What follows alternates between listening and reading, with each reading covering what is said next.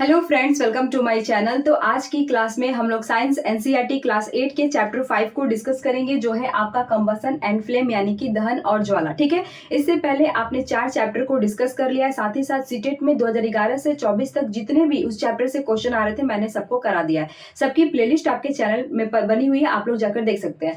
तो चलिए अब हम लोग चैप्टर 5 को डिस्कस करते हैं, जो है आपका कंबसन एंड फ्लेम यानी कि दहन और ज्वाला। जिनको स्क्रीनशॉट लेना है वो स्क्रीनशॉट ले सकते हैं। चलिए अब हम लोग क्लास को शुरू करते हैं। देखिए सबसे पहले तो हम लोग जानेंगे कि ईंधन क्या होता है, फ्यूल क्या होता है। ठीक है, तो देखिए जो पदार्थ को हम लोग जलाते हैं उससे यदि हमें गर्मी मिलती है या फिर ऊर्जा मिलता है यानी कि हीट और एनर्जी मिलता है, तो वो क्या होता है, वो हमारे लिए ईंधन का काम करता है, वो ईंधन कहलाता है। यानी कि जो जिन पदार्थों को जलाने से आपको गर्मी और ऊर्जा मिलती है वो क्या होता है, ईंधन होता है। वही हम बात करते हैं, देखिए हमने यहाँ पर कुछ ईंधन का नाम लिखा है, जैसे कि आपका लकड़ी हो गया, कोयला हो गया, charcoal, petrol, diesel, kerosene, CNG, LPG, coal gas. ये सभी क्या है, ये सभी आपके एनसीईआरटी में दिए हुए हैं और ये आपके कुछ ईंधन के नाम हैं। जैसे कि बात करते हैं, हम लकड़ी को जलाते हैं तो इससे क्या होता है, हमें हीट मिलता है, हीट मिलता है तो आपका खाना बनता है। ठीक है, वही हम बात करते हैं पेट्रोल की, जलाते हैं तो पेट्रोल से ऊर्जा मिलता है जिससे आपकी गाड़ी चलती है, डीजल से चलती है। तो ये यहाँ पर बात करते हैं एलपीजी, जो आपके घरों में यूज होता है। इससे क्या होता है, इससे भी हमें हीट मिलती है जिससे हमारा खाना पकता है। ठीक है, तो ये सभी क्या है, ये सभी आपके ईंधन है। अब देखिए जो ईंधन है ये भी आपके 3 अवस्थाओं में देखने को मिलते हैं। कुछ ईंधन आपके ठोस में रहेंगे यानी कि सॉलिड रहेगा, कुछ ईंधन आपके द्रव अवस्था में रहेंगे यानी कि लिक्विड में रहेगा, कुछ ईंधन आपकी गैसीय अवस्था में रहेंगे।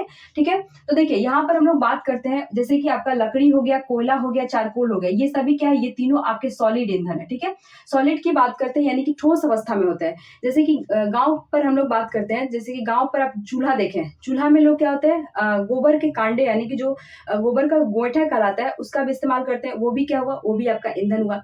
यहाँ पर हम लोग बात करते हैं कि जो सरसों होता है, जब सरसों पक जाता है तो उसकी जो दाटी होती है उसका भी इस्तेमाल आप लोग चूल्हा में खाना बनाने में करते हैं। वो भी क्या, वो भी ईंधन है। ठीक है, लेकिन ये सब वो सब ईंधन क्या है, वो सभी ईंधन आपके ठोस अवस्था में देखने को मिलते हैं।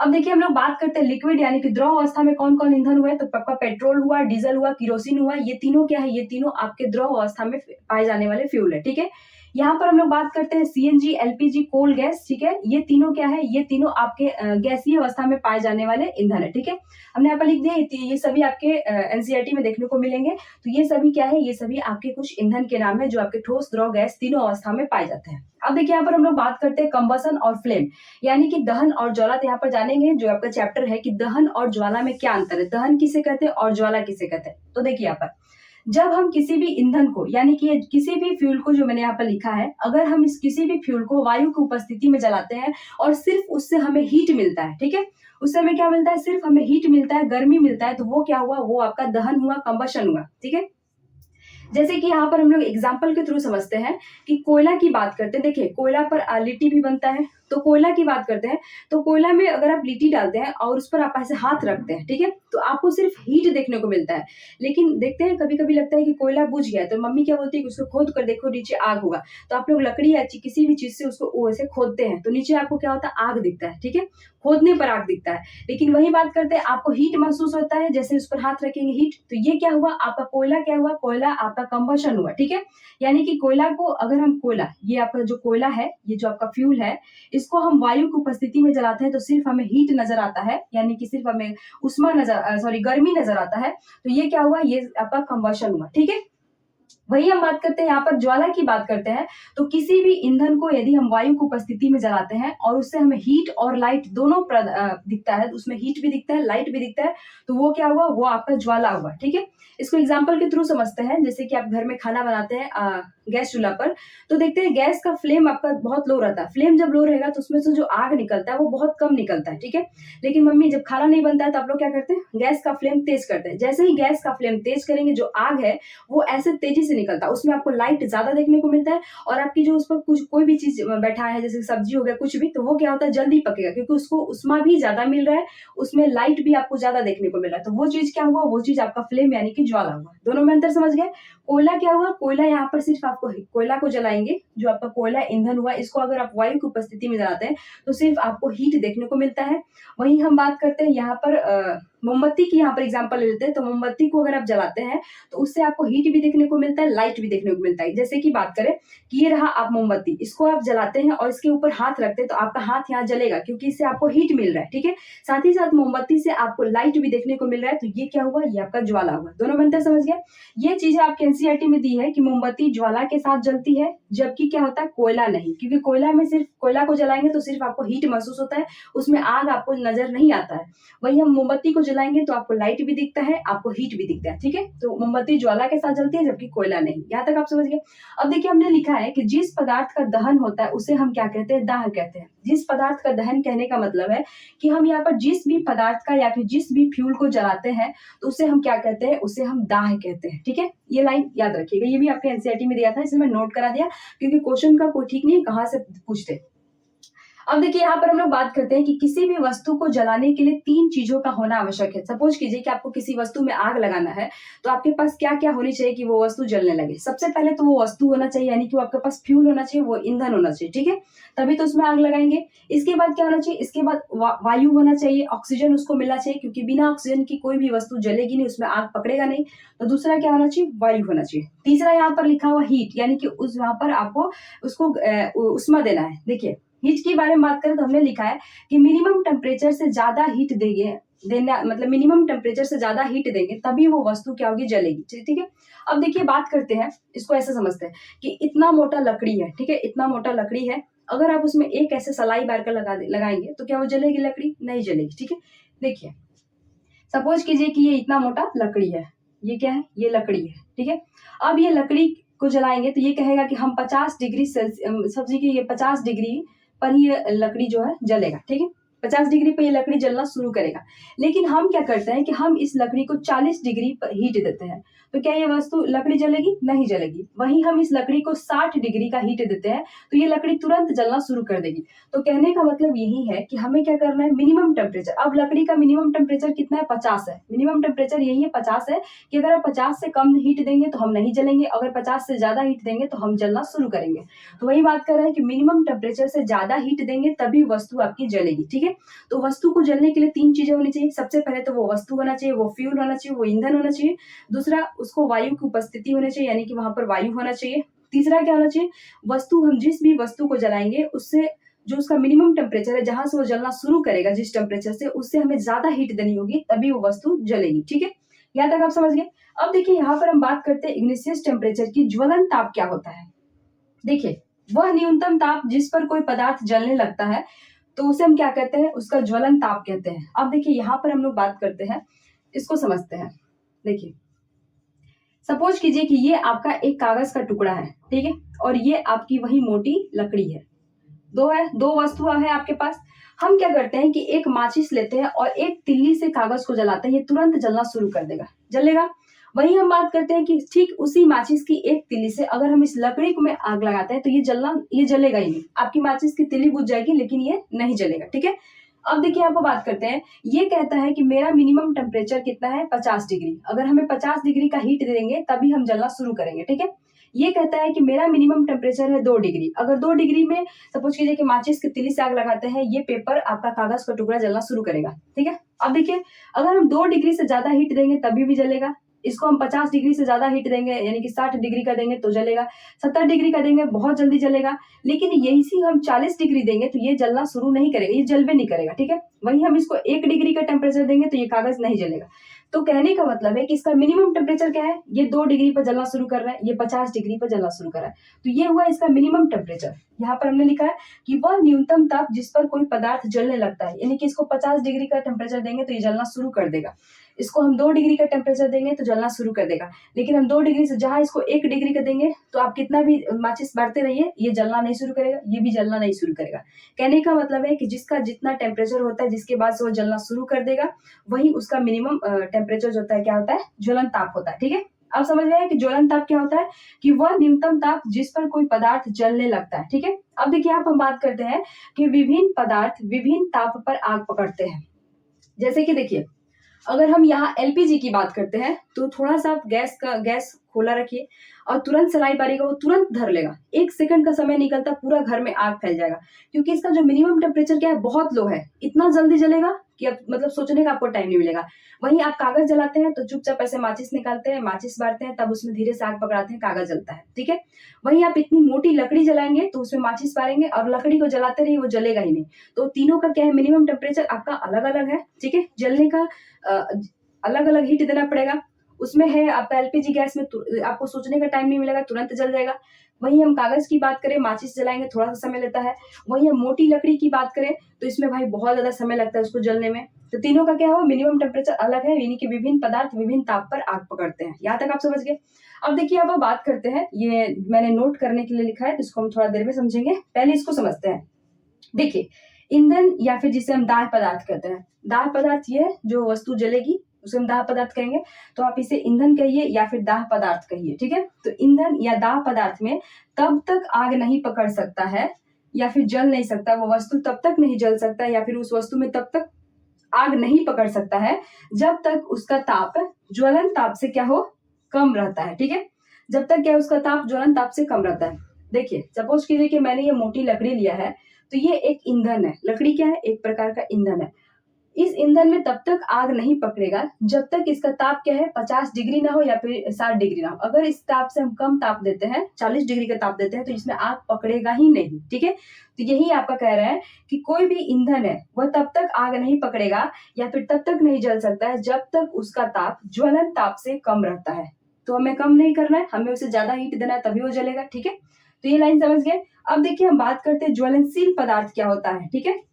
देखिए, ज्वलनशील पदार्थ में बात करते हैं कि जिन पदार्थ का ज्वलन ताप बहुत कम होता है, जिस पदार्थ का ज्वलन ताप बहुत कम होता है और ज्वाला के साथ सरलता पूर्वक आग पकड़ लेता है। जैसे कि देखिए, हम एलपीजी की ही बात करें तो अगर आप गैस थोड़ा देर भी खुला रखते हैं, या फिर देखिए, जैसे कि आपके घर में सिलेंडर लीक हो रहा है, गैस आपका लीक हो रहा है, लेकिन कहीं भी तितकी पड़ने पर पूरा घर में तुरंत आग पकड़ लेता है। उसमें ऐसा थोड़ी है कि माचिस बारेंगे पहले, उसको धराएंगे कि धर लो, ऐसा नहीं है। क्योंकि वो इसका ज्वलन ताप इतना कम रहता है, इतना ज्यादा कम रहता है कि थोड़ा सा भी अगर वो आग की दूर से ही अगर आप आग देते हैं तो वो तुरंत पकड़ लेता है, उसमें टाइम नहीं लगता, सोचने का टाइम नहीं मिलता है।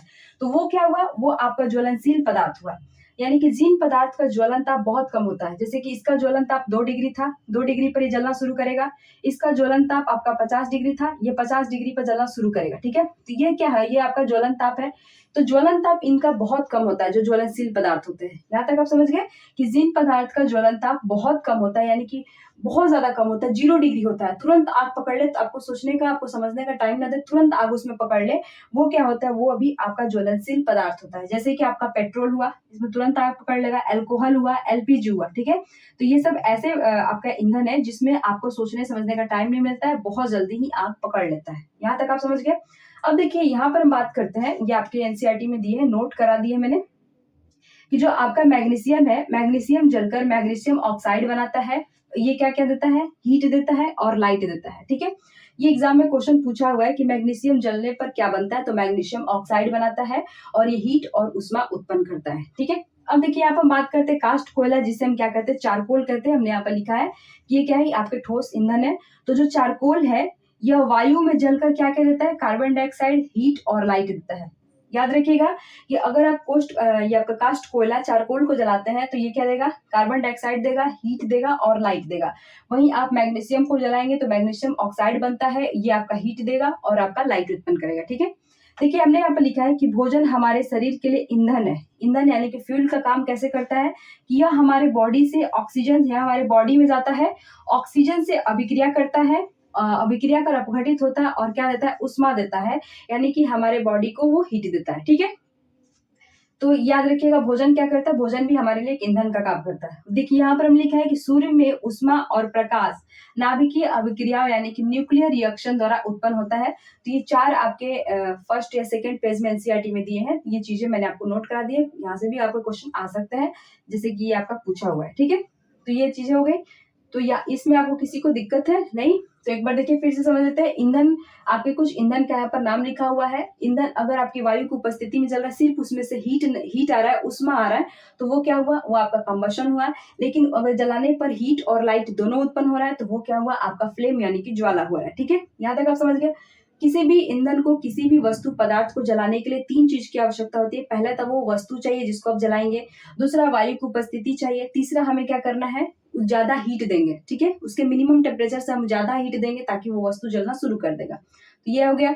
अब देखिए हम ज्वलन ताप किसे कहते हैं, वह न्यूनतम ताप जिस पर कोई वस्तु जलने लगे। सपोज कीजिए कि हमें ये मार्कर को जलाना है, अगर हम इस माचिस की तिली को कितना भी करके इसको जलाते रहे तो ये नहीं जलेगा।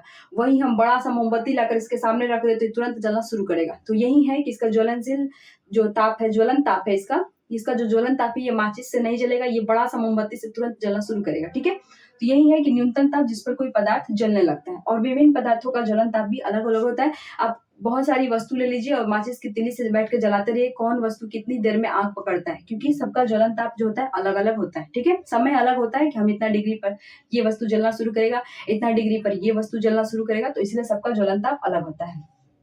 मैग्नीशियम जलेगा तो मैग्नीशियम ऑक्साइड बनेगा, उष्मा और प्रकाश देगा। वही बात करते हैं कास्ट कोयला की, तो ये वायु में जलेगा तो आपका कार्बन डाइऑक्साइड हीट और लाइट देगा। बॉडी जो हमारा भोजन है हम शरीर के अंदर लेते हैं तो ऑक्सीजन से क्या होता है, ये अभिक्रिया करता है और हमारे बॉडी को उष्मा देता है, ठीक है। देखिए ये सूर्य का जो प्रकाश है, सूर्य में उष्मा और प्रकाश कैसे उत्पन्न होता है, तो न्यूक्लियर रिएक्शन के द्वारा उत्पन्न होता है। और यहाँ पर बात करते हैं ज्वलनशील पदार्थ, तो कुछ ऐसे पदार्थ होते हैं जिनका ज्वलन ताप जो होता है बहुत ज्यादा कम होता है, उसमें मतलब माचिस बारने की जरूरत नहीं, तुरंत इतना सेकंड मतलब जल्दी आग पकड़ता है कि आपको सोचने का टाइम ना मिले, ठीक है। कुछ ऐसे पदार्थ भी है, कुछ ऐसे ईंधन भी है, ठीक है। जैसे कि आपका पेट्रोल हुआ, अल्कोहल हुआ, एलपीजी, इनमें इतना जल्दी आग पकड़ लेता है, बहुत जल्दी सेकंड में ही, ठीक है। तो ये चीज आपको समझ में आई। चलिए अब हम माचिस के बारे में पढ़ेंगे, माचिस की कहानी की माचिस में आग कैसे पकड़ता है, क्या क्या अभिक्रिया होता है, ठीक है। चलिए अब हम यहाँ पर माचिस के बारे में पढ़ेंगे, माचिस की कहानी की माचिस कैसे जलता है। तो उसके लिए मैंने एक फिगर बनाया, इसके माध्यम से आप समझेंगे। देखिए जो ये माचिस की तिल्ली है, यहाँ पर जो आपको दिख रहा है, इस पर क्या क्या होता है, एंटीमनी ट्राइसल्फाइड होता है, ठीक है। ये आपका लकड़ी है, ये लकड़ी रहता है, इस लकड़ी के नोक पर क्या क्या चीजें होती है, तो याद रखिएगा एंटीमनी ट्राइसल्फाइड होती है और दूसरा क्या होता है, पोटेशियम क्लोरेट होता है, ठीक है। और जो माचिस का डिब्बा होता है, उसके डिब्बे जहां पर आप घर्षण करते हैं, माचिस की तिल्ली को रगड़ते हैं, उस पर क्या क्या होता है, तो आपका पाउडर ग्लास होता है और रेड फास्फोरस होता है। ये चीजें आपके एग्जाम में पूछी गई है, ठीक है, कि कौन चीजें कहाँ होती है, याद रखिएगा। तिल्ली पर रहेगा एंटीमनी ट्राइसल्फाइड और पोटेशियम क्लोरेट, और इसके डिब्बे पर क्या रहता है, आपके ग्लास का चूर्ण रहता है और आपका रेड फास्फोरस रहता है, ठीक है। अब देखेंगे कि ये माचिस का तिल्ली कैसे अभिक्रिया करके जलती है। देखिए इसको हम लोग एक इसके थ्रू समझते हैं। ये रहा आपका माचिस, ये रहा इसकी तिल्ली, ठीक है। माचिस की तिल्ली पर क्या रहेगा, एंटीमनी ट्राइसल्फाइड, ये तो आपका लकड़ी है, ठीक है। ये कोई भी आपका पहले जमाने में चीड़ की लकड़ी होती थी, ठीक है। ये आपका लकड़ी है और इसके ऊपर क्या लगा रहता है, इसके ऊपर आपका एंटीमनी ट्राइसल्फाइड और पोटेशियम क्लोरेट लगा रहता है, ठीक है, ये समझिए। अब इसका ये जो डिब्बा है, इस पर क्या क्या चीजें रहती है, तो इसको अगर आप ध्यान से देखेंगे तो इस पर आपको कुछ चमकती हुई चीजें दिखाई देगी, यानी कि इस पर शीशे का चूर्ण रहता है, ठीक है। और साथ ही साथ इस पर रेड फास्फोरस लगा रहता है, इस पर रेड फास्फोरस, शीशे का चूर्ण, इस पर आपका पोटेशियम क्लोरेट और एंटीमनी ट्राइसल्फाइड होता है, ठीक है। अब जैसे ही माचिस की तिल्ली को आप माचिस पे ऐसे रगड़ेंगे तो देखिए क्या होता है। हमने यहाँ पर लिखा है कि माचिस की तिल्ली को खुरदुरी सतह, ये क्या होता है, खुरदुरा रहता है, ठीक है। अगर आप इसको ऐसे ऐसे करिएगा तो देखिए खुरदुरा आता है। तो खुरदुरी सतह पर जैसे ही रगड़ेंगे तो इस पर जो रेड फास्फोरस होता है, कुछ रेड फास्फोरस व्हाइट फास्फोरस में कन्वर्ट हो जाएगा, ठीक है। जैसे ही व्हाइट फास्फोरस में कन्वर्ट होगा तो ये क्या होता है, व्हाइट फास्फोरस पोटेशियम क्लोरेट से अभिक्रिया कर लेगा। जैसे ही व्हाइट फास्फोरस पोटेशियम क्लोरेट से अभिक्रिया करेगा तो इसका एंटीमनी ट्राइसल्फाइड का दहन शुरू हो जाएगा, ठीक है, यानी कि ये जलने लगेगा। और जलते जलते धीरे धीरे माचिस क्या करेगा, ये लकड़ी में भी आग पकड़ लेगा और ये माचिस की तिल्ली जलना शुरू कर देगा, ठीक है। तो यहाँ तक देखिए मैंने अच्छे से समझाया है कि माचिस की तिल्ली को खुरदुरी सतह पर रगड़ा जाता है तो घर्षण से क्या होता है, रेड फास्फोरस जो माचिस के यहाँ पर पाया था डिब्बे पर, रेड फास्फोरस, कुछ रेड फास्फोरस व्हाइट फास्फोरस में क्या होता है, बदल जाता है, कन्वर्ट हो जाता है, ठीक है। अब देखिए यहाँ पर हमने लिखा है कि तुरंत व्हाइट फास्फोरस क्या करेगा, पोटेशियम क्लोरेट से अभिक्रिया कर लेगा। यहाँ पर रेड फास्फोरस व्हाइट फास्फोरस में बदला और यहाँ पर जो रहता है पोटेशियम क्लोरेट इसे अभिक्रिया कर लेगा और पोटेशियम क्लोरेट के साथ साथ इसमें क्या होता है, एंटीमनी ट्राइसल्फाइड, एंटीमनी ट्राइसल्फाइड का दहन शुरू होगा और धीरे धीरे आग आपका इस लकड़ी में भी पकड़ते जाएगा और माचिस आपकी जल जाएगी, ठीक है। जैसे कि इसको हम समझाते हैं, ये रहा आपका रेड फास्फोरस और आपका ग्लास का चूर्ण, इसमें रहा एंटीमनी ट्राइसल्फाइड, पोटेशियम क्लोरेट, हमने इसको इस पर ऐसे घर्षण किया, रगड़ा, देखिए जला, ठीक है। और ये जलने लगा।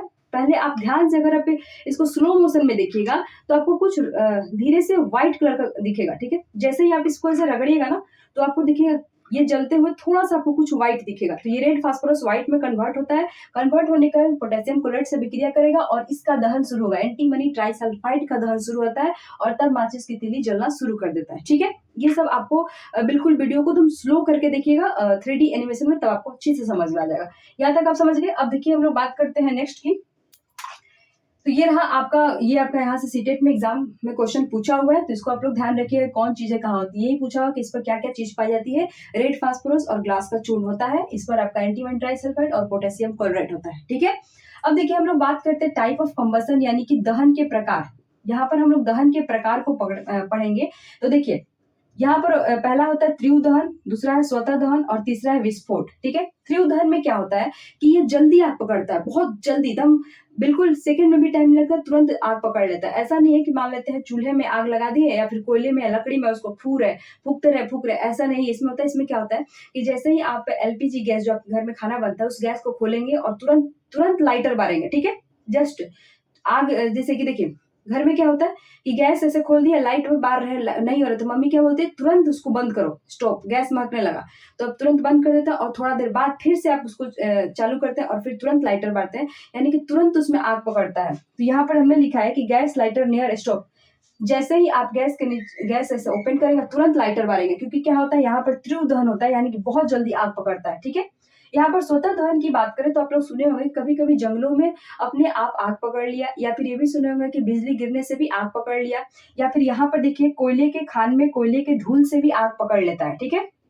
तो ये क्या होता है, ये स्वतः दहन होता है, यानी कि अपने आप आग पकड़ लेता है। ये क्वेश्चन भी आपके एग्जाम में पूछा हुआ है कि फास्फोरस कमरे के ताप पर वायु में जल उठता है। अगर हम फास्फोरस को वायु में रखेंगे तो अपने आप फास्फोरस में आग पकड़ लेता है, इसीलिए फास्फोरस को किस में स्टोर किया जाता है, तो जल में स्टोर करके रखा जाता है। ठीक है, याद रखिएगा फास्फोरस को हम लोग जल में स्टोर करके रखते हैं क्योंकि वायु की उपस्थिति में इसमें स्वतः आग पकड़ लेता है। तो दो चीजें समझ गए। देखिए तीसरा क्या है, तीसरा है आपका विस्फोट। विस्फोट की बात करें तो पटाखों की बात करते हैं। तो देखिए पटाखों में एक अभिक्रिया होती है जिसके कारण आपको हीट भी, लाइट भी और साउंड तीनों एक समय पर दिखेगा और लार्ज अमाउंट में आपका गैस निकलेगा। ठीक है, इस कारण ये क्या होता है, विस्फोट कर जाता है। अगर आप पटाखों पर ज्यादा कस के दाब भी डालते हैं तो अचानक से क्या होता है, पटाखे फट जाते हैं। ठीक है, तो ये तीन तरह के आपके दहन होते हैं। एक आपका तीव्र दहन, जल्दी आग पकड़ लेता है, एक अपने आप आग पकड़ लेता है, एक आपका विस्फोट के कारण आग पकड़ता है। ठीक है, तो ये आपके क्या हुआ, टाइप ऑफ कंबसन। ये चीजें याद रखिएगा, क्वेश्चन पूछा हुआ है कि फास्फोरस को जल में डुबोकर क्यों रखते हैं, क्योंकि यह वायु की उपस्थिति में आग पकड़ लेता है। ठीक है, अब देखिए यहाँ पर हम लोग बात करते हैं कि जैसे देखिए लकड़ी और कागज में आग लगे, ये क्वेश्चन भी आपके सीटेट एग्जाम में पूछा हुआ है। तो देखिए मान लेते हैं यहाँ पर बात करते हैं कि लकड़ी और या फिर कागज में आग लग गई, तो हम क्या करते हैं, पानी डालकर उसको बुझा देते हैं और आग बुझ जाता है। ठीक है, लेकिन वही बात करें कि तेल और अगर तेल या पेट्रोल में आग लग गई तो उससे क्वेश्चन पूछा था कि क्या इसे हम किस चीज से बुझाएंगे, तो याद रखिएगा इसे हम कार्बन डाइऑक्साइड से बुझाएंगे, ना कि पानी से। पानी से हम क्यों नहीं बुझाएंगे, तो देखिए इसको हम लोग समझते हैं। देखिए जो आपका ये तेल है, यहाँ पर हमने लिख देता है जो आपका तेल है और यहाँ पर जो आपका पानी है। ठीक है, जो ये पानी है ये तेल से क्या होता है, भारी होता है, भारी होने के कारण नीचे चला आता है। जैसे कि देखिए दिवाली के टाइम में आप लोग कैंडल लाइट बनाते हैं। ठीक है, ये रहा कटोरा, ये रहा आप लोग कटोरा, इसमें क्या करते हैं कि इसमें इतना पानी भर देते हैं, इतना इसमें आपका पानी भरा हुआ है। ठीक है, ये आपका पानी है और इसके ऊपर क्या करते हैं, आप कोई भी सरसों का तेल यहाँ पर ऐसे डाल देते हैं। एक सेकेंड, देखिए इसमें क्या करते हैं, इसमें आप सरसों का बीच में से ऐसे तेल डाल दिए और इस पर आप क्या करते हैं, एक रुई डालकर जलाते हैं। ये जब तक तेल ऊपर रहेगा ये आपका जलते रहेगा, इसी में आप फूल वूल डाल देते हैं, जैसे कि आप कैंडल लाइट बनाते हैं। तो यहाँ पर आप याद रखिएगा कि यहाँ पर जो पानी है वो पानी भारी होने के कारण नीचे होता है और तेल ऊपर होने के कारण पानी से ऊपर होता है। ठीक है, और तेल में ये आपका दिया जलते रहता है। तो अगर मान लेते हैं कि तेल या पेट्रोल में आग पकड़ा हुआ और आप पानी डाल रहे हैं तो पानी क्या होगा, तुरंत आ जाएगा नीचे और फिर से आग जलना शुरू हो जाएगा। क्योंकि ये सपोजिए कि ये है आपका पेट्रोल, समझ लीजिए कि ये है आपका पेट्रोल में यहाँ पर क्या होता है, आग पकड़ा है और आप इसमें पानी डाल रहे हैं तो पानी क्या होगा, तुरंत नीचे आ जाएगा, फिर से इस पर आग आपका जलते रहेगा। तो इसीलिए कहा गया है कि तेल और पेट्रोल जो भी है इसे पानी से नहीं बुझ सकता है, कितना भी इसमें आग लगा रहे। जैसे कि जहां पर आप लोग बाइक में तेल डालाने जाते हैं तो वहां पर देखते हैं वहां पर आपको बालू बाल्टी में रखा रहता है। क्यों रखा रहता है? क्योंकि वो कभी अचानक आग पकड़ा तो हम तुरंत बालू को फेंक सके, ठीक है। क्योंकि वहां पर पानी से वो आग नहीं बुझेगा। आपको बता दिए क्यों नहीं बुझेगा, क्योंकि पानी जो होता है वो तेल से भारी होता है, जिसके कारण वो नीचे आ जाता है और तेल फिर से ऊपर आएगा और फिर उससे उसमें आग पकड़े रहेगा, ठीक है। अब देखिए यहाँ पर हम लोग बात करते हैं विद्युत उपकरण।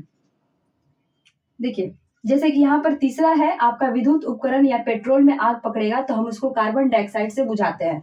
जैसे कि मान लेते हैं बिजली के तार में कहीं आग पकड़ लिया तो आप क्या करते हैं? आप तुरंत पानी डाल देते हैं? नहीं डालते हैं, क्योंकि पानी डालेंगे तो आपको तुरंत झटका लगेगा, करंट लगेगा। तो इसलिए कहा गया है कि अगर कोई भी विद्युत उपकरण या फिर पेट्रोल या फिर तेल में आग पकड़ता है तो हम वहां पर कार्बन डाइऑक्साइड का यूज करेंगे, ठीक है।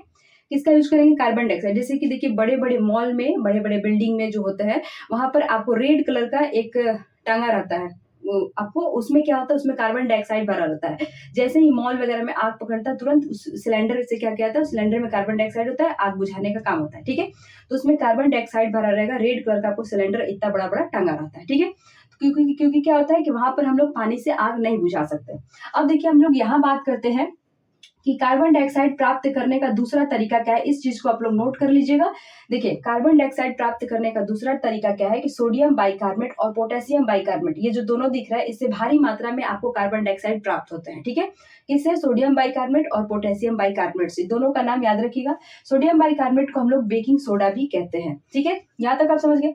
अब देखिए यहाँ पर हम बात करते हैं कि क्यों कार्बन डाइऑक्साइड से गैस जो होता है वो बुझ जाता है, आग, ठीक है। कार्बन डाइऑक्साइड से आग क्यों बुझ जाता है इसके बारे में देखिए हम लोग बात करते हैं। जैसे कि देखिए यहाँ पर समझते हैं। देखिए यहाँ पर हम लोग समझते हैं कि जो आपका कार्बन डाइऑक्साइड होता है, जो आपका कार्बन डाइऑक्साइड होता है और ये आपका ऑक्सीजन होता है, ठीक है। जैसा कि मैंने पढ़ा है कि किसी भी चीज को जलने के लिए 3 चीज की आवश्यकता होती है। क्या क्या? एक तो आपका ईंधन, वो वस्तु होनी चाहिए। दूसरा क्या होता है? वायु, यानी कि ऑक्सीजन होना चाहिए। तीसरा क्या होता है? उसको हीट होना चाहिए, उनकी गर्मी देना होगा उससे ज्यादा, ठीक है। तो यहाँ पर देखिए हम लोग बात करते हैं कि जो कार्बन डाइऑक्साइड होता है यह ऑक्सीजन से क्या होता है? भारी होता है। ऑक्सीजन से क्या होता है? भारी होता है। और ये ऑक्सीजन जो होता है कार्बन डाइऑक्साइड से हल्का होता है, ठीक है। अब मान लेते हैं यहाँ पर आपका पेट्रोल में आग पकड़ा हुआ है। जैसे ही आग इसमें पकड़ा हुआ, हम क्या करेंगे? यहाँ पर कार्बन डाइऑक्साइड का छिड़काव करेंगे, CO2 का। जैसे ही हम कार्बन डाइऑक्साइड का छिड़काव करेंगे, इस आपका ईंधन, ये जो फ्यूल है, पेट्रोल है, इसको क्या करेगा? कार्बन डाइऑक्साइड पूरी तरह से एक कंबल की तरह घेर लेगा और ऑक्सीजन से क्या होता है? इसका संपर्क आपका टूट जाएगा, ठीक है। क्योंकि कार्बन डाइऑक्साइड क्या होता है? ऑक्सीजन से भारी होता है। भारी होगा तो भाई ऑक्सीजन को तो ऊपर रखेगा, आप खुद नीचे आ जाएगा। नीचे आएगा तो ये जो आपका फ्यूल दिख रहा है, जो पेट्रोल है, इसको क्या करेगा? पूरी तरह से कंबल की तरह घेर लेगा, जिससे ऑक्सीजन से संपर्क टूट जाएगा और आग बुझ जाएगा, ठीक है। इस तरह से तो इसीलिए यहाँ पर कार्बन डाइऑक्साइड का इस्तेमाल किया जाता है। जैसे कि देखिए अगर किसी व्यक्ति के शरीर में आग पकड़ लेता है तो उसे क्या होता है? तुरंत कंबल में लपेट दिया जाता है। जैसे ही उसे कंबल में लपेटेंगे तो क्या होता है कि वहां पर कार्बन डाइऑक्साइड आ जाएगा। वो क्या होता है? जैसे कि आपका ऑक्सीजन से संपर्क टूट जाएगा, ठीक है। इसीलिए कहा गया है कि कोई भी यह चीज में यहाँ पर आग लगी तो कार्बन डाइऑक्साइड उस पर छिड़क देते हैं ताकि ऑक्सीजन से उसका संपर्क टूट जाए। जैसे ही ऑक्सीजन से संपर्क टूटता है वो चीजें जलना बंद कर देती है, उसमें आग बुझ जाता है, ठीक है। यहाँ तक आप समझ गए। अब देखिए ये वाला नोट भी करिएगा कि कार्बन डाइऑक्साइड उच्च दाब पर द्रव के रूप में सिलेंडरों में भरी जाती है, ठीक है। कैसे भरी जाती है? उच्च दाब यानी कि हाई प्रेशर पर क्या होता है? द्रव के रूप में, याद रखिएगा, द्रव के रूप में ये सिलेंडर में भरी जाती है कार्बन डाइऑक्साइड, ठीक है। तो ये चीजें आपसे एग्जाम में पूछा गया है कि क्या तेल और पेट्रोल में आग लगेगा तो उसे हम किस चीज से बुताएंगे? पानी वगैरह दिया था तो याद रखिएगा ये पानी से नहीं बुझेगा, इसे हम लोग कार्बन डाइऑक्साइड से बुताएंगे, क्योंकि कार्बन डाइऑक्साइड ऑक्सीजन से भारी होने के कारण यह उस वस्तु को पूरी तरह से कंबल की तरह घेर लेता है, जिससे ऑक्सीजन से संपर्क टूट जाता है और आग बुझ जाता है, ठीक है। अगर हम यहाँ पर पानी का इस्तेमाल करते हैं तो याद रखिएगा कि जो पानी है वो तेल से भारी होता है, फिर से वो पानी नीचे चला जाएगा और तेल ऊपर आ जाएगा और फिर से उसमें आग पकड़ लेगा और आग नहीं बुझेगा, ठीक है। तो ये चीजें भी आप नोट कर लीजिएगा। CO2 प्राप्त करने का दूसरा तरीका है आपका सोडियम बाइकार्बोनेट, पोटेशियम बाइकार्बोनेट, ठीक है, क्योंकि इन दोनों से भारी मात्रा में कार्बन डाइऑक्साइड गैस निकलता है। यहाँ पर मैंने माचिस की तीली पर बता दिया। माचिस की तीली पर यहाँ पर आपको रेड फास्फोरस और ग्लास का चूर्ण मिलेगा और यहाँ पर आपको एंटीमनी ट्राइसल्फाइड और पोटेशियम क्लोराइड मिलेगा, ठीक है। तो उम्मीद है यहाँ तक आपको समझ में आई होगी। ये चीजें भी नोट कर लीजिएगा, क्योंकि पोटेशियम कमरे के ताप पर जो होता है वायु की उपस्थिति में क्या होता है? जलने लगता है, इसलिए हम लोग इसे जल में स्टोर करके रखते हैं, ठीक है। यहाँ तक आप समझ गए। चलिए अब हम नेक्स्ट डिस्कस करते हैं। चलिए अब हम यहाँ पर पढ़ेंगे different zone of candle flame, और ये क्वेश्चन आपके 15 दिसंबर के सीटेट एग्जाम में पूछा गया है। पिछला जो 15 दिसंबर का एग्जाम होता है वहां पूछा गया था कि निम्नलिखित में से कौन मोमबत्ती के विषय में, मोमबत्ती के ज्वाला के क्षेत्रों के विषय में सत्य नहीं है। ठीक है, तो इसको अच्छा से यहाँ पर हम लोग डिस्कस करेंगे। देखिए, अगर आप एक मोमबत्ती को जलाते हैं तो अगर उसे आप ध्यान से देखेंगे तो उसमें आपको 3 कलर दिखाई देगा। पहला क्या होता है, ब्लू, दूसरा आपको येलो दिखाई देगा, और तीसरा आपको ब्लैक दिखाई देता है। ठीक है, अगर हम बात करें यहाँ पर, देखिए एक आपका इधर प्रचार में भी दिखा रहा था कि क्या आपको मालूम है कि सबसे गर्म भाग किस कलर का होता है। ठीक है, तो याद रखिएगा जो सबसे गर्म पार्ट होता है किसी भी चीज का, सबसे गर्म होता है वो कैसा होता है, वो ब्लू कलर का होता है। ये क्या होता है, ये आपका मोमबत्ती का आउटर जोन है, बाहरी जोन है, जो ब्लू कलर का होता है, ये हॉटेस्ट पार्ट होता है, यानी कि यहाँ पर पूर्व दहन होगा। ठीक है, तो इसे ध्यान से याद रखिएगा कौन भाग कैसा होता है, और वहां पर पूर्व दहन होगा या पूर्व दहन होगा। ठीक है, तो जो बाहरी भाग होता है हॉटेस्ट पार्ट होता है, यानी कि जो सबसे गर्म भाग होता है वो ब्लू कलर का होता है, हॉटेस्ट पार्ट होता है यानी कि यहाँ पर पूर्व दहन होता है। ठीक है,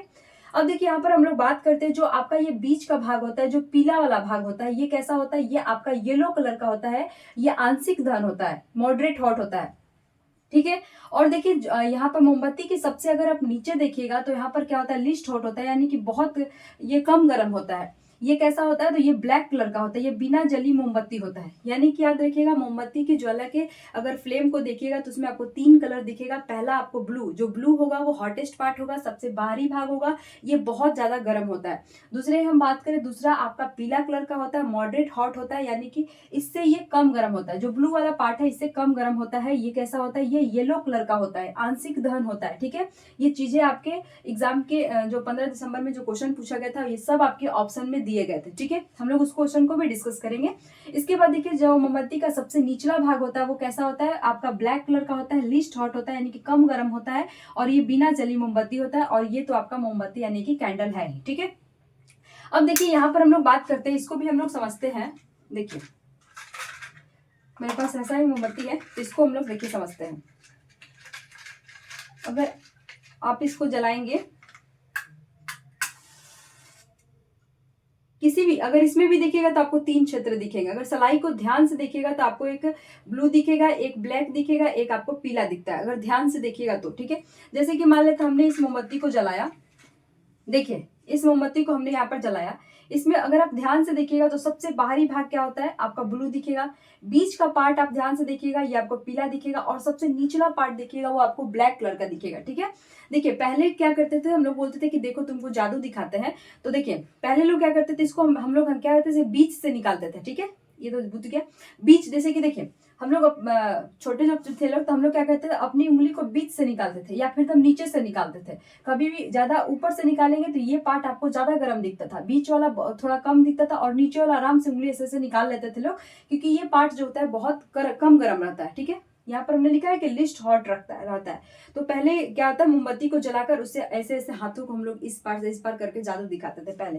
तो ये आपको ध्यान रखना होगा कि मोमबत्ती की ज्वाला के 3 क्षेत्र होते हैं। पहला जो होता है ब्लू होता है, ब्लू वाला जो होता है बहुत हॉट होता है, हॉटेस्ट पार्ट होता है, पूर्व दहन होता है। यहाँ पर जो बीच वाला भाग होगा ये आपका येलो होता है, पीला होता है, ये आपका आंशिक दहन होता है, ये आपका मॉडरेट हॉट होता है, यानी कि इससे इससे ये कम गर्म होता है। सबसे कम गर्म होता है जो आपका ब्लैक कलर का होता है, लिस्ट हॉट होता है, ये बिना जली मोमबत्ती होता है। ठीक है, तो ये तीनों भागों को याद रखिएगा, तीनों कलर को याद रखिएगा, तीनों का याद रखिएगा, कहाँ पूर्व दहन होगा, कहाँ आंशिक दहन होगा, कहाँ पर आपका लिस्ट हॉट होगा ब्लैक कलर का। ठीक है, यहाँ तक समझ गए।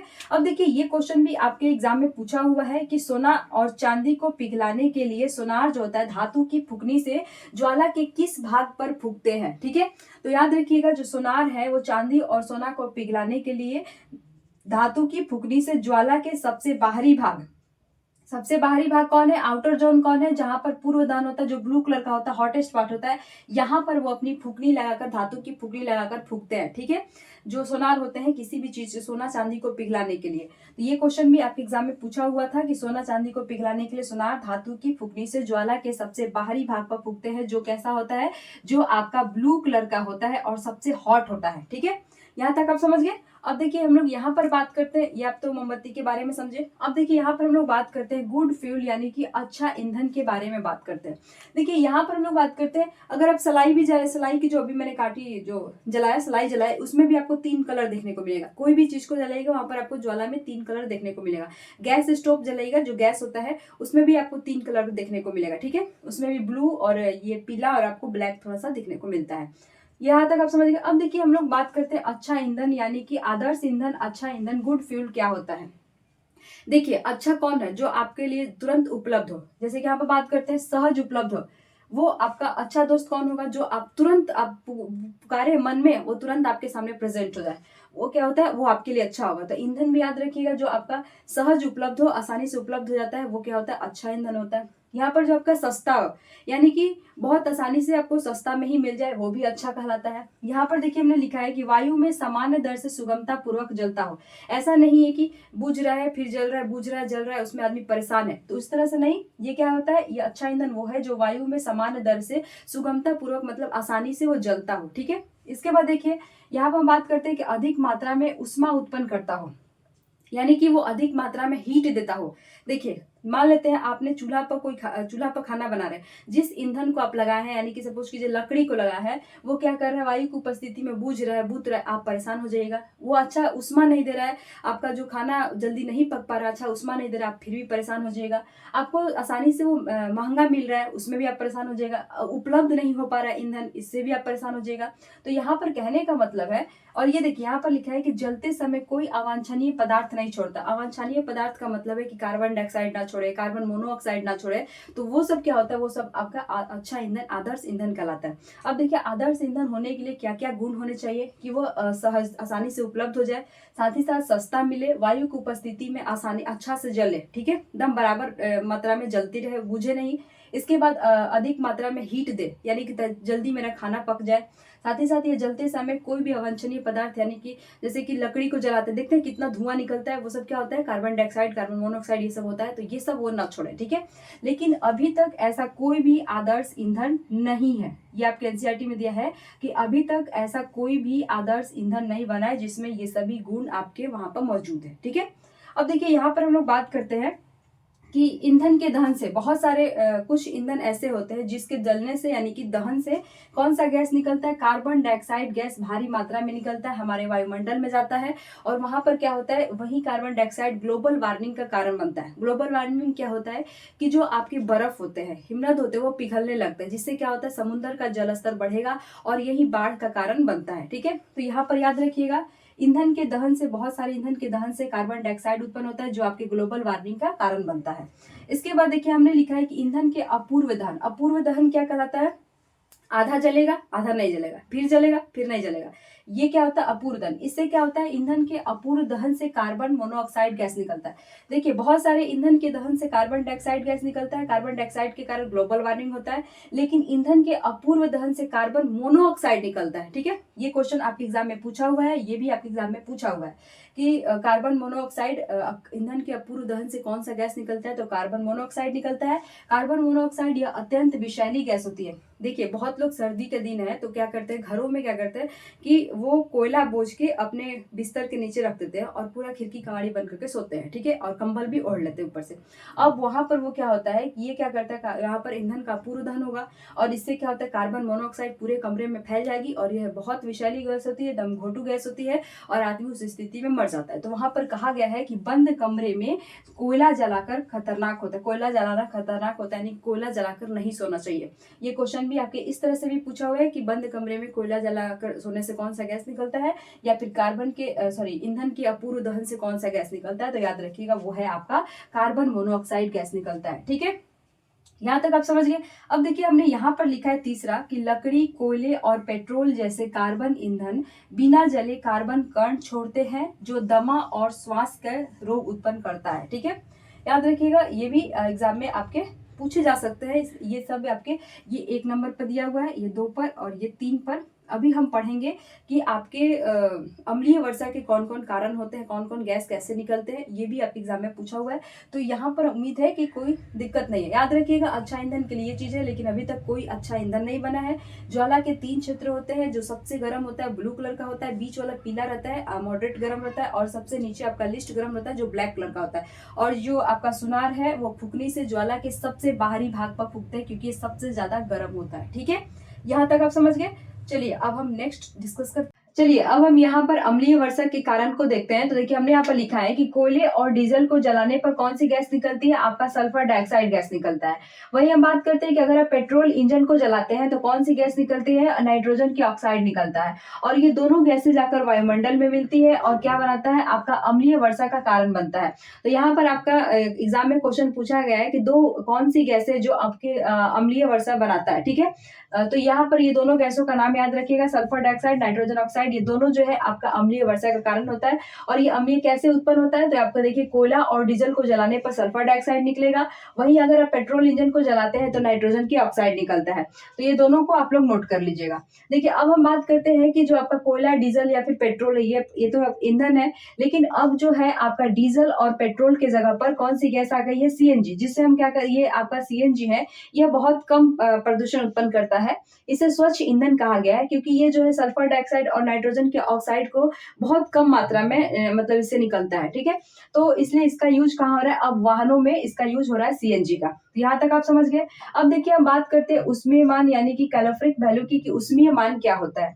यहाँ पर लिखा है कि किसी ईंधन के 1 केजी के पूर्व दहन से प्राप्त उष्मा ऊर्जा की मात्रा उसकी उष्मीय मान कहलाता है। ठीक है, अब इसको हम समझेंगे कैसे, कि मान लेते हैं आपको 1 केजी यहाँ पर एलपीजी गैस दिया गया है, 1 केजी आपको यहाँ पर लकड़ी दिया गया है। ठीक है, 1 केजी आपको लकड़ी दिया गया है, 1 केजी ही आपको यहाँ पर कोयला दिया गया है, और कहा गया है कि आप इन तीनों पर खाना बनाइए और देखिए कि एक एक केजी है तीनों। ठीक है, एक ही केजी आपको तीनों दिया गया है, और देखिए कि इसमें सबसे ज्यादा खाना किस पर बनेगा। तो आप क्या कहेंगे कि सबसे पहले खाना आपका एलपीजी पर बनेगा, उसके बाद आपका खाना कोयला पर बन जाएगा, और अंतिम में ये आपका लकड़ी पर बनता है। ठीक है, ये ज्यादा टाइम लगाता है, लकड़ी बहुत ज्यादा टाइम लगाता है, इसके बाद आपका कोयला हो जाएगा, और सबसे ज्यादा जल्दी किस पर बनता है, एलपीजी पर। तो कहने का क्या मतलब है कि एलपीजी का उष्मीय मान ज्यादा होता है, यह बहुत जल्दी उष्मा ऊर्जा देता है, जिससे जल्दी खाना बन जाता है। तो एलपीजी आपका पहले नंबर पर आएगा, उसके बाद कोयला आएगा, उसके बाद आपका ये 3rd नंबर पर लकड़ी आएगा।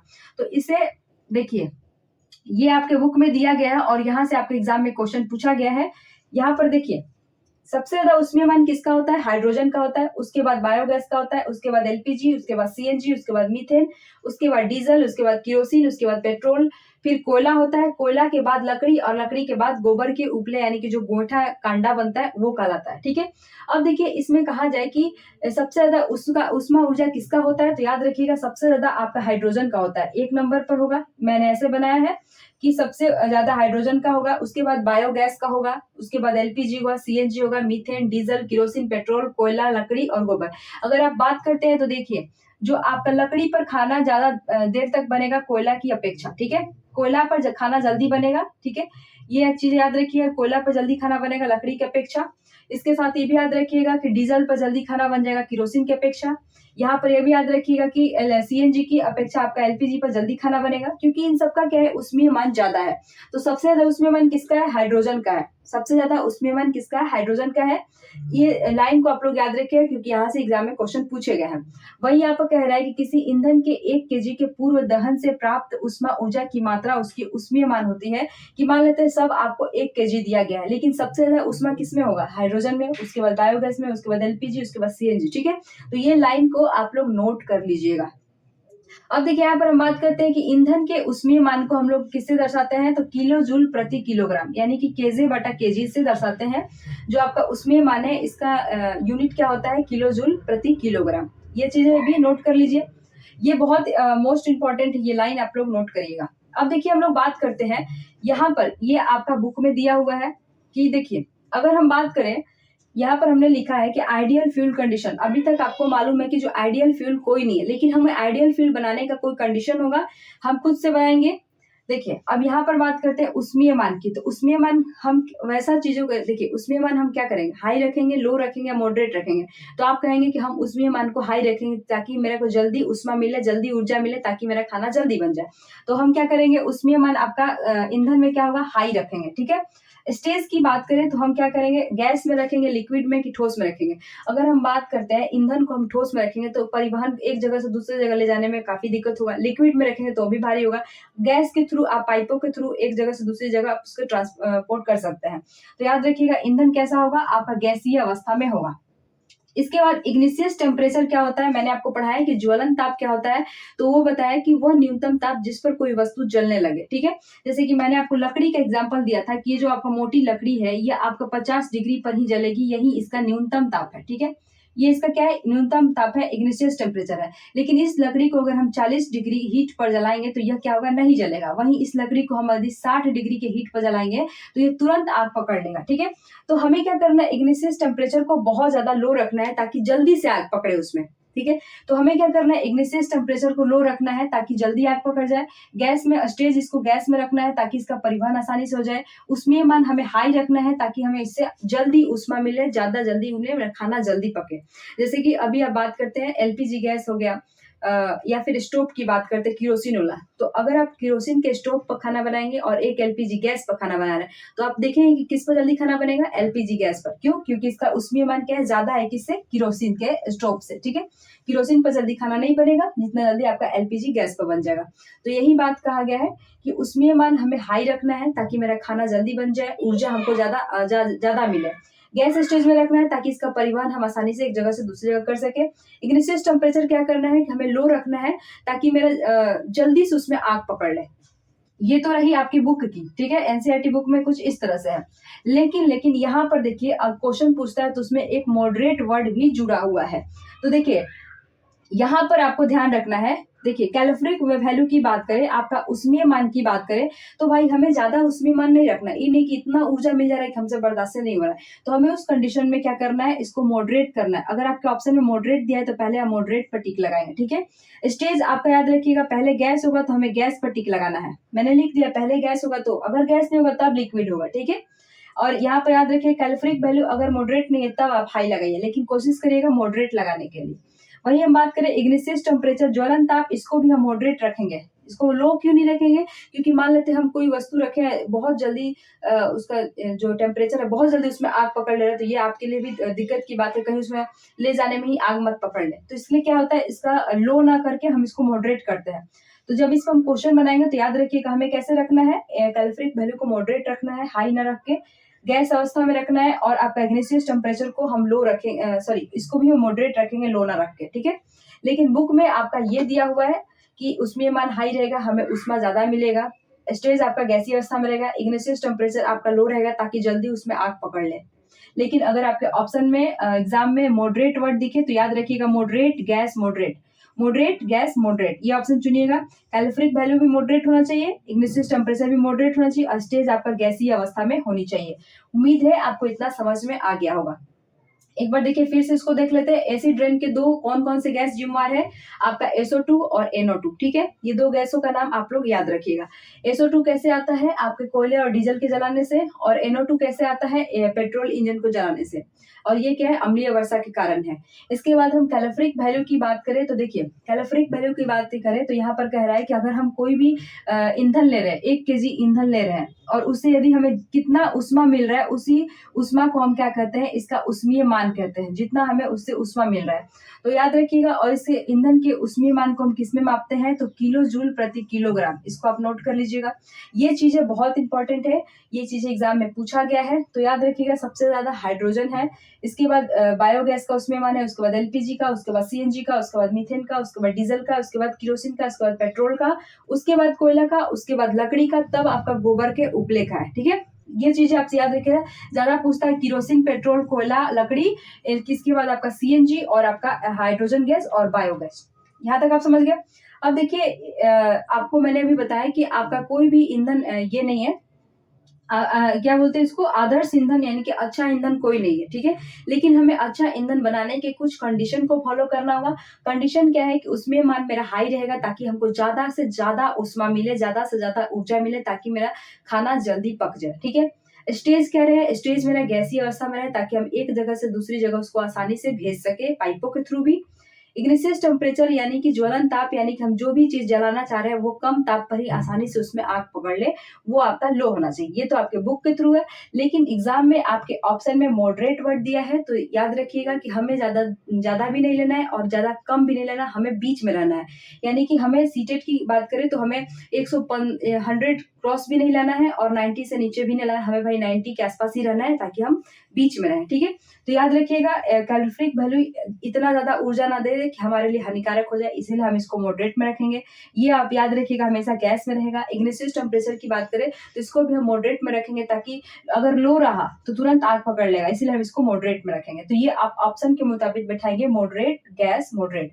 लेकिन ये वाला चीजें आपके बुक में दी हुई है, अगर मॉडरेट ना हो तो इस तरह से आप इसको फॉलो करेंगे, ठीक है। तो यहाँ पर आपका ये दहन और ज्वाला चैप्टर समाप्त होता है। नेक्स्ट वीडियो में हम लोग इसके जितने भी 2011 से 2024 तक जितने भी प्रीवियस ईयर क्वेश्चन पूछे गए सीटेट में, एक एक करके डिस्कस करेंगे। इस चैप्टर से आपके 15 दिसंबर वाले जो एग्जाम हुआ है उसमें भी क्वेश्चन पूछे गए, तो उसको भी हम लोग वहां पर डिस्कस करेंगे, ठीक है। तो उम्मीद है वीडियो पसंद आई होगी, तो वीडियो को लाइक करिएगा, चैनल को सब्सक्राइब करिएगा, और अब आपका क्लास डेली होगा, तो वीडियो चैनल के साथ जुड़े रहिएगा, ठीक है। मिलते हैं नेक्स्ट वीडियो में, तब तक के लिए बाय बाय।